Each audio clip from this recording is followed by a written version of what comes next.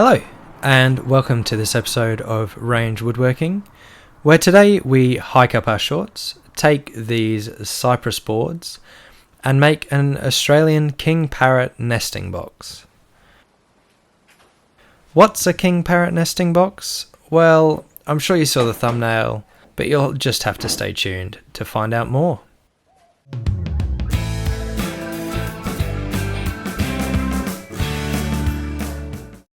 So whilst I dimension this timber to rough length and then 15mm thickness, I'll explain how I found myself building a nesting box.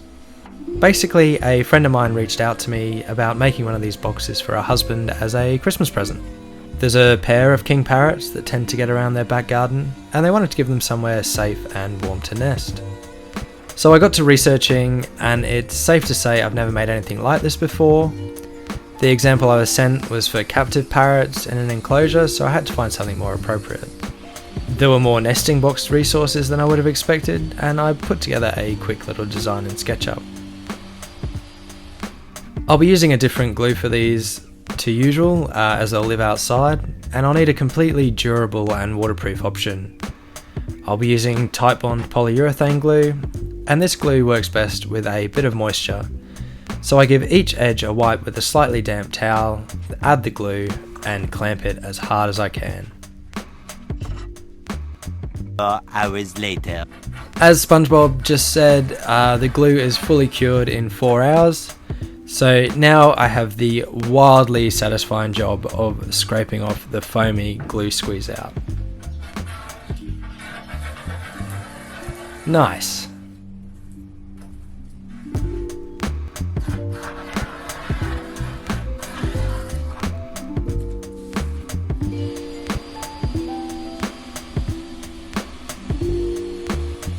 Getting back on track, I square off the boards and then measure and cut them to length.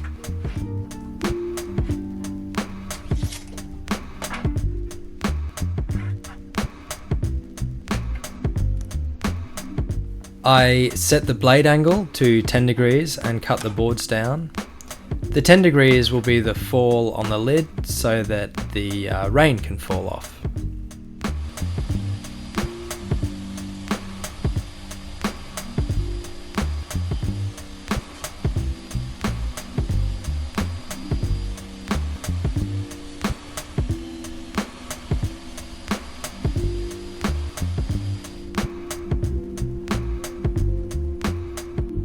I then set my miter gauge to 10 degrees for each of the side pieces, set the blade back square, and cut the angled pieces before ripping the panels to width.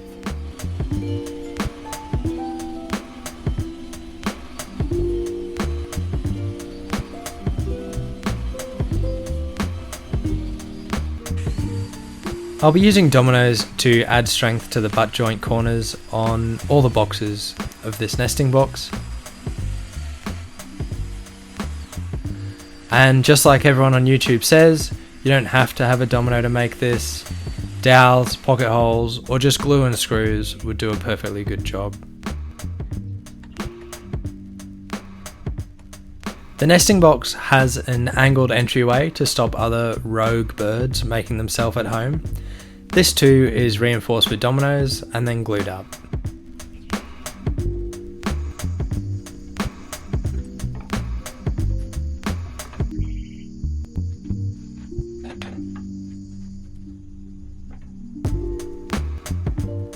Time to measure for the base of the box, and why don't you give it a little satisfied tap on the way to the table saw.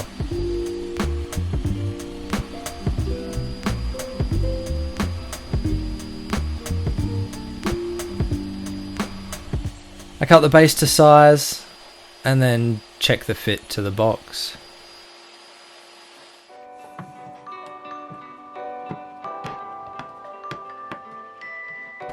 Oof, that is a satisfying, squeaky tight fit. I'm going to radius all the corners of the base to allow... Oh!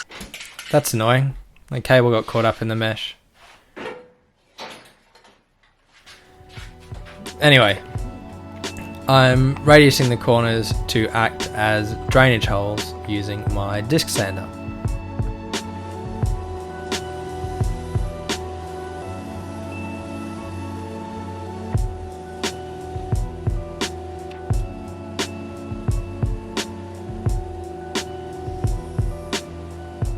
The parrots will need something to climb up and down to navigate their way around the box, so I'll make them a little ladder out of this cypress.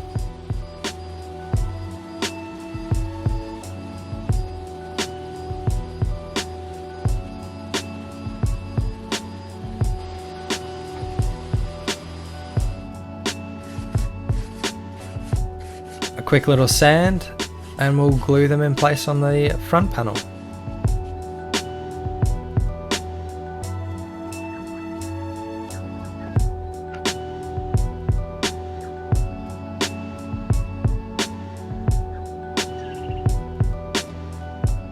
Now, the ladders are glued in place, and because it's difficult to clamp, I'll pin them in place with 23 gauge pin nails.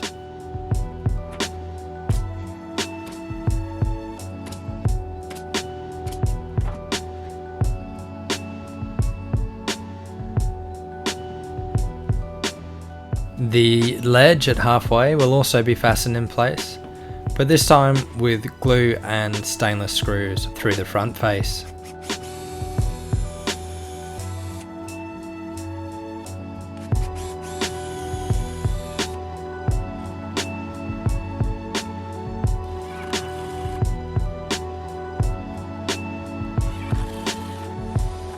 The front entrance, as I mentioned before, is angled upwards at 30 degrees.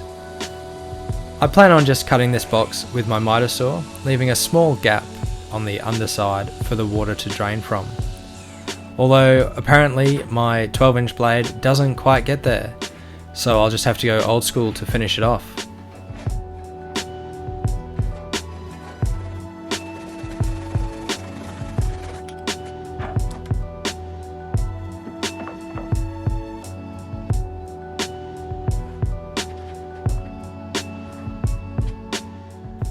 I mark the position and then use the angled base plate on my jigsaw to cut my lines for the top and bottom, and then straight cut for the sides.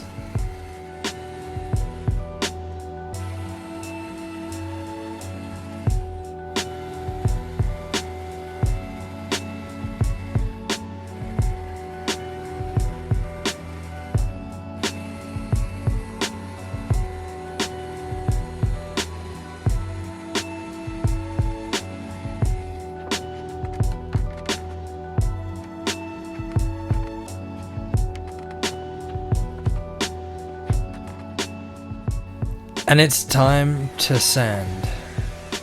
I'll save you the unpleasantries. Alright, time to get down to business. It's final glue up time. I start off by gluing my dominoes in place, just to make it a little simpler when the pressure's on.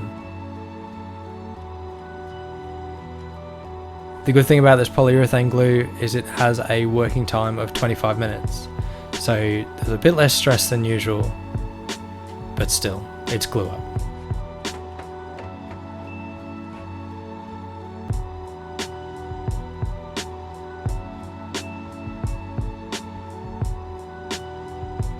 Once the dominoes are in, I wipe, glue, and clamp the rest together. Wait a minute. What was that? A ghost? Just a random floating light? Okay, good. Good. That's fine. That's normal. That's fine.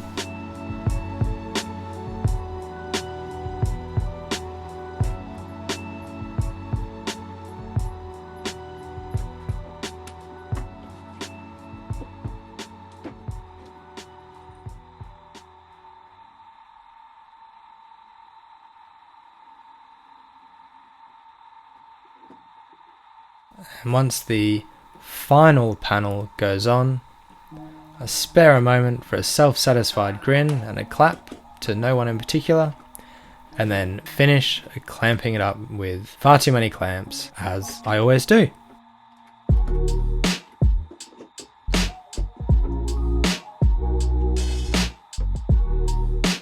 next morning. The final step for this is to hinge the lid to help clean the box out if needed, or inquisitive peeking to see what's nesting. My plan is to add a bit of super glue to these, hold them in place, and then screw them in, but okay. Unfortunately, there's a bit of a hump in the hinges, which means it doesn't sit flush, so I'll just hold them in place whilst I screw the hinges on.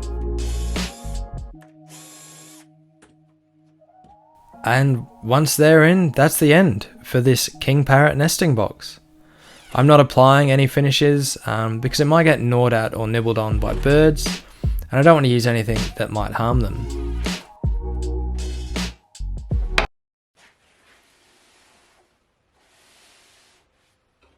I hope you've enjoyed this rather unusual build.